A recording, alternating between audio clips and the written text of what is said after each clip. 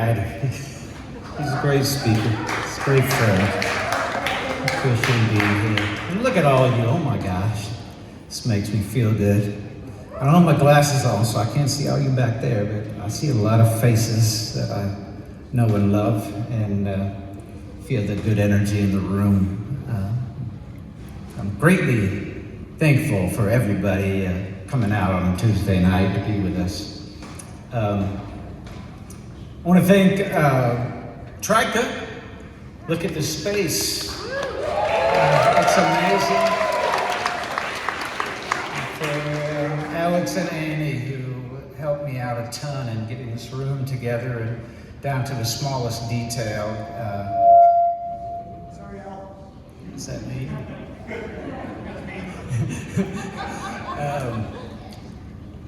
Down to the smallest detail, and I need that kind of help. I'm good with the details on the page and the other stuff. I hope I can get help, and I did get help. But it's an amazing organization. Think about this space that was once a church, and then maybe a place where not so nice things happen for a number of years, and now it's a place where young people can come and find their own artistic outlet, dance, art, visual arts.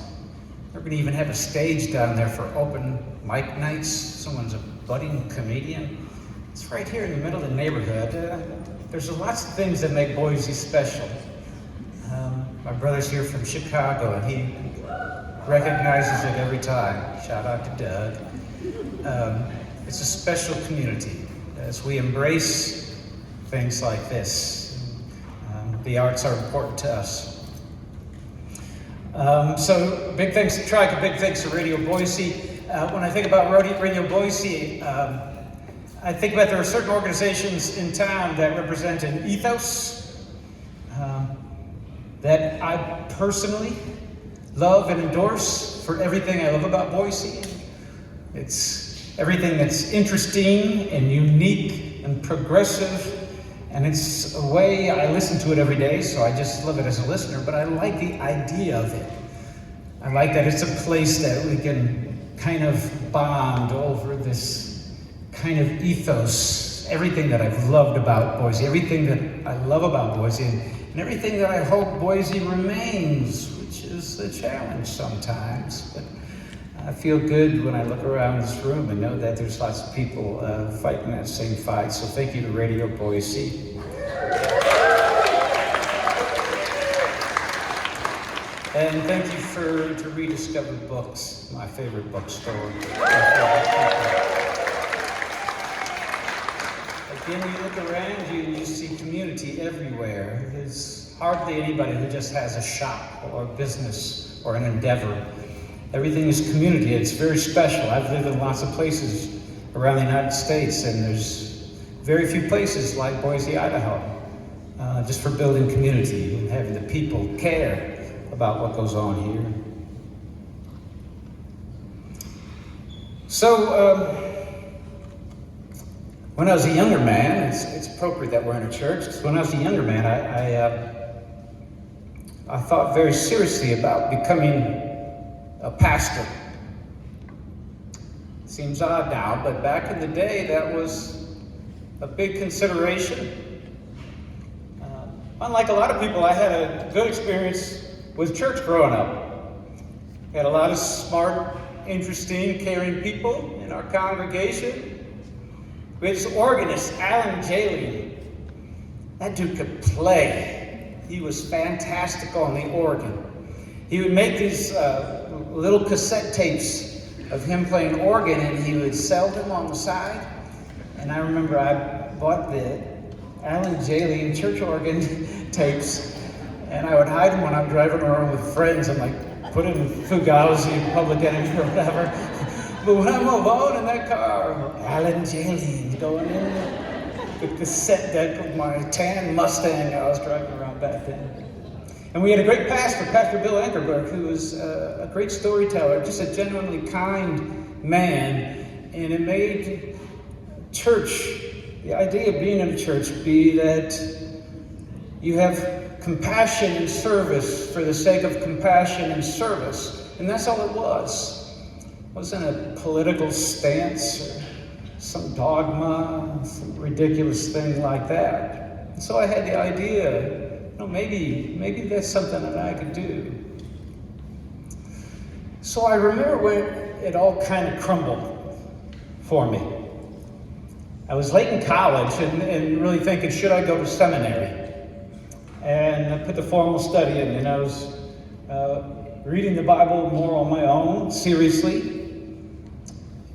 And I met a couple other guys, I wouldn't call them friends, acquaintances, but they were interested in the same stuff and thinking about going to seminary. And so we would get together and we would talk philosophy and theology and good conversations. I remember one day we were debating gay marriage. This was the early 90s, and this was starting to rear its head about the potential of such a thing. And I was for it, and he was against it. And theologically, we went back and forth, and I was very ready for that conversation. And at some point, he got frustrated, and he said, well, I believe that God made Adam and Eve, and they were a man and woman, and that's just how it should be. And it went off like a bomb in my head. I did not believe Adam and Eve were real people. I did not believe they were the first people. I believed it was a story, a parable. And then, obviously, I had to consider, what do I think of all the rest of this stuff? I didn't believe that Noah put two of each kind of animal on a giant boat. I didn't believe Jonah was swallowed by a whale, on and on and on. Samson's hair was not imbued with divine strength. I wish that was the case. Use some of that. And then furthermore, not only did I not believe the story, but that this guy was using the story, this thing that I knew was just a story, as a means of belief to harm other people, which I found to be an abomination. And it all kind of crumbled for me. And I could not, in good conscience, go to seminary. I was adrift for a long time, trying to find my way and finding moral truth in things outside of organized religion, and I found them. They were definitely there. But I missed church. I missed it. I missed singing the hymns. I missed the way that sunlight would cant in through the sanctuary windows on a Sunday morning. I missed the quiet contemplation that would be afforded to me sitting in a pew and listening to a sermon. It's that quiet time to take an accounting of who I was and what I thought goodness was in the world. And I missed the Bible. I love those stories. I mean, if you can get past how it's misused, the stories are phenomenal. There's war and magic and weird things happening all the time, and politics and love and sex and violence is everything that we love. It's Shakespeare. It's The Sopranos. It's everything. So I started reading the Bible again, just because I love the stories, and I've never stopped. If anything, I think of myself as a writer of secular Bible stories. People are like, what is this book? Sci-fi, fantasy, literary fiction? I don't think in those terms at all. I don't really even know what those things mean. I thought that's kind of a secular Bible story. So I had all this stuff crumbles, which leaves one lingering question, a big one. We've gone this far, we may as well go all the way in. Do I believe there's a God?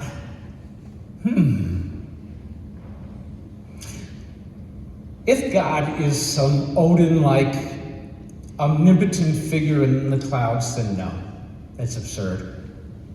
Any personification, no, I don't believe that's God. But if God is that thing inside me that looks out at the world and recognizes and wants to lessen suffering around me, then I believe in God. If God is the awe I feel staring out at the ocean as the sun is rising, or when I'm out in the mountains and I look at the mighty expanse of the stars, or the smallness I feel when confronted with a great storm or a wildfire, then I believe in God. If God is the love that I feel for my daughter, then amen, I believe in God. Find a way to fit this inside me that feels right and good. I'm not a preacher. I'm not a politician. I'm not a wealthy man. I don't wield any amount of power. What I have to offer, the best thing that I can do to affect the world in ways that I want to affect it, I can tell a story. It's what I do. And that often does not feel like much. And it almost always does not feel like enough. But it is what I have to offer.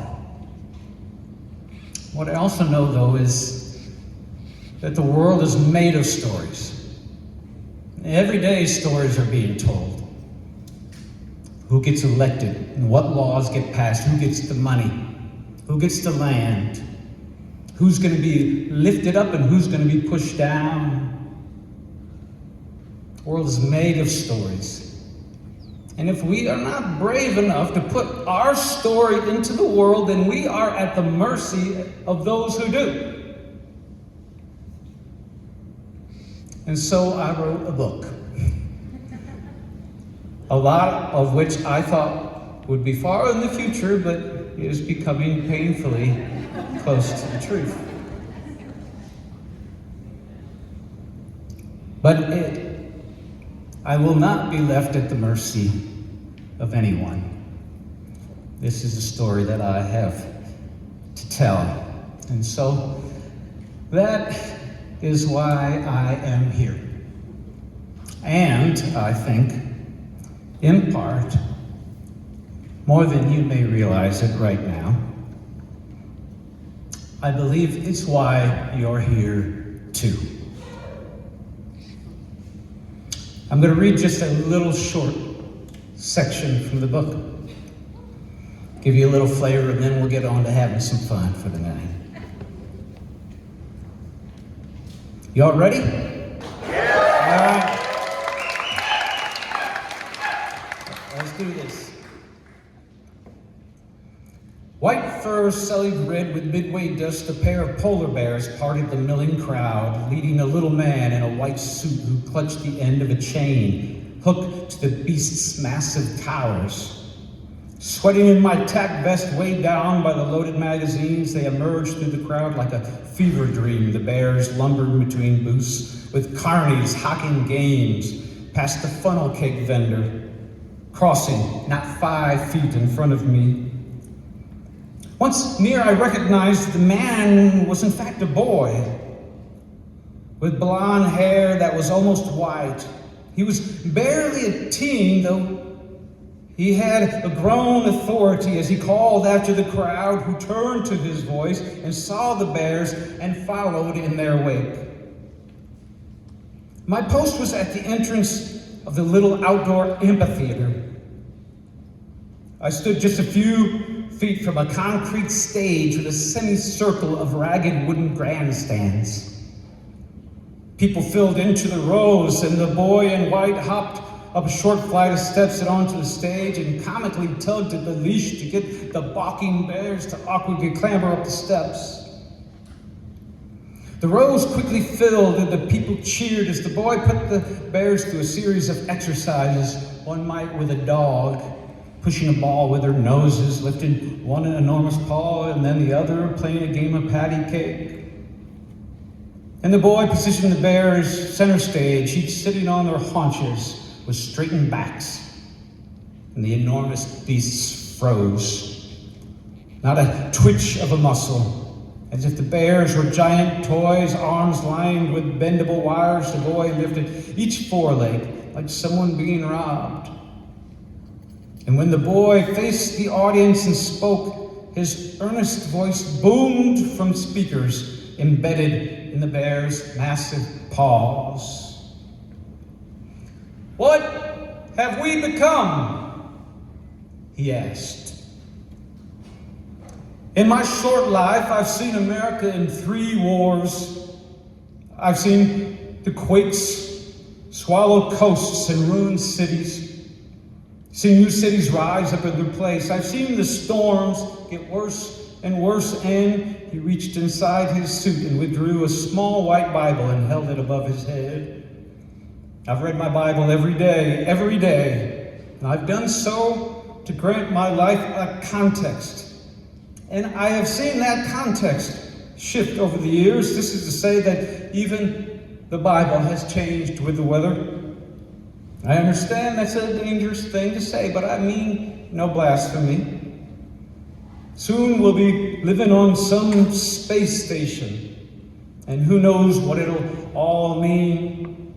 The stories of the Old Testament, the wisdom of Christ. What will Eden mean once we're gone from the earth?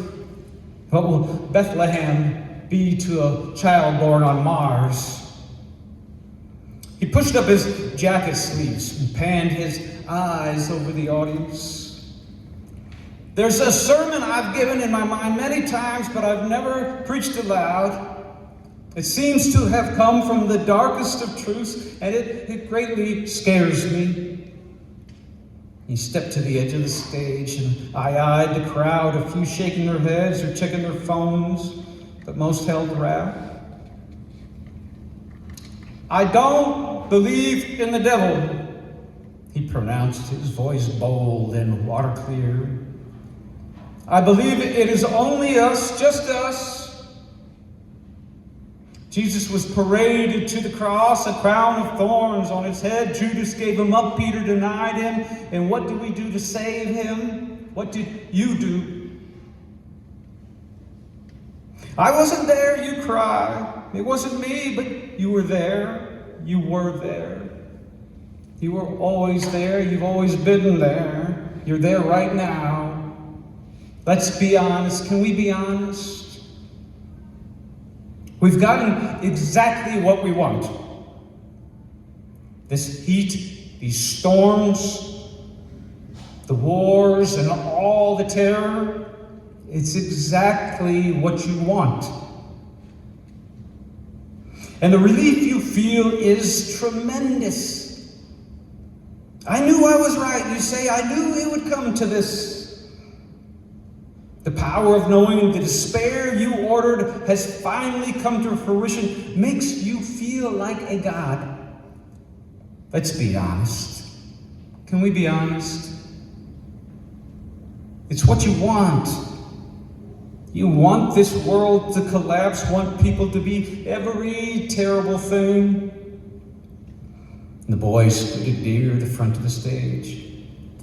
I'm one of you, he said softer now. I'm not trying to shame anyone. I'm done with shame, done with fear and doubt. All my life I've been afraid, ashamed of my thoughts, doubting I'll be understood. This is what I'm saying. I'm saying I believe God gives us exactly what we want. I am not talking about what you say you want, though that's part of it. I mean, your every thought becomes the world. Your every prayer, and not just your prayers, their prayers too. Our world is a result of God answering all of our prayers and indulging our every thought, and from this we get all of the hatred and all of the bigotry, all the poverty and violence, all the harm we need done to those not like us too, because we hate ourselves and we hate each other. Stop it! A man shouted from the stands. The young preacher winced and gazed in the direction of the heckler. I leaned to see a bald, muscular man glaring up at the boy from the third row. "Stop it," the boy preacher said down to the man. "Isn't that about all we ever say? Stop making me feel bad. Stop making me work. Stop asking for peace. Stop making me love. Even that, love costs too much, takes too much effort. I'm tired of fighting for love, and hope hurts too much. Stop it." That's exactly what we said to Christ. We say that we love him, but the truth is he asks too much. Be merciful. Be meek. Be the peacemaker. What cowardice. Isn't that what you feel? None of it gives you what you want. The power over your fears, over others, that utter destruction. Stop it. Fine. God is listening to everything you say and don't say. God gives you what you want. He put his son on that cross, and Christ cried out to his Father, "Why hast thou forsaken me?" And God's answer was clear. "I have not forsaken you, my son. I have simply given them what they want." And chatter rippled through the stands. The muscular man stood and sidestepped to the middle aisle and stormed out of the amphitheater, a young woman in a tank top following close behind. And the preacher shrank on stage. "Listen," he said, brushing loose hairs back from his sweat-beaded forehead. "You want me to talk about the end days, about the 4 horsemen in the final stand, about the beast in the sea, 7 heads and 10 horns, 10 crowns? I know that's what you want, so you can feel it's all something beyond you, that we're all just a victim of this great invasion. No," he said, crying and shaking a scolding finger. "It's your heads and your hands and your crowns. If God only gives us what we want, then what must be most sacred above everything, above love, above peace? How then shall we instruct the children? How? For our God is want, and want is God, and what we want is this world we've made. This world that we've made." Scuffling broke through the amphitheater, many people standing, everyone filing out of the stands. "What of the children?" the preacher cried after those leaving. "What will you tell them?" The boy's chin dropped to his chest, and he held his posture for a long, silent moment, then turned his body sideways and clapped his hands. And the bears fell forward on all fours and peered drowsily about as if waking from a slumber. The preacher stepped back to one of the bears. Slouched as if he might be sick, he slumped against the bear's wide flank, burying his face in its fur. His thin body shook as he sobbed. The remainder of the crowd stood, sneering, calling out insults as they passed. It's hard to believe now, knowing the terror the boy would unleash upon the world, but I felt pity for him. What have we become?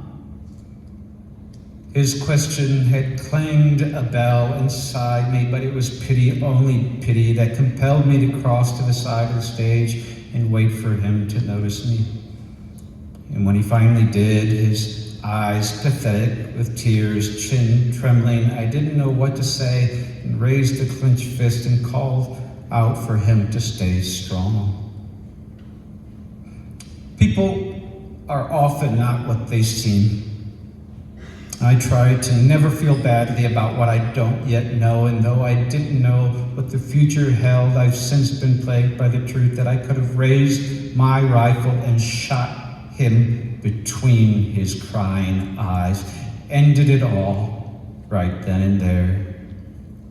The young preacher wiped his cheeks on his sleeve and walked smiling over to me. He had the most striking eyes, one eye blue, the other green. He handed me his white Bible, and without a word more, the white-haired preacher paced slowly back to stand between the twin bears. He whispered into one bear's furry ear as if passing a secret, and then did the same with the second. Whatever the boys said released the beast from their tether, and the behemoth sprang so viciously from the stage, their wind pushed me sideways. The ground quaked upon their landing, and the bears loped at startling speed into the midway crowd, gnashing their maws, their silk claws failing skin and snapping bone. And by the time our unit put every bit of our firepower into taking down the animatronic bears, they killed 97 people and injuring 114 more. And the story of Mazzy and how she works her way and the world goes on from there. And we do find some hope if you make it to the end, and I hope that you do. Thank you.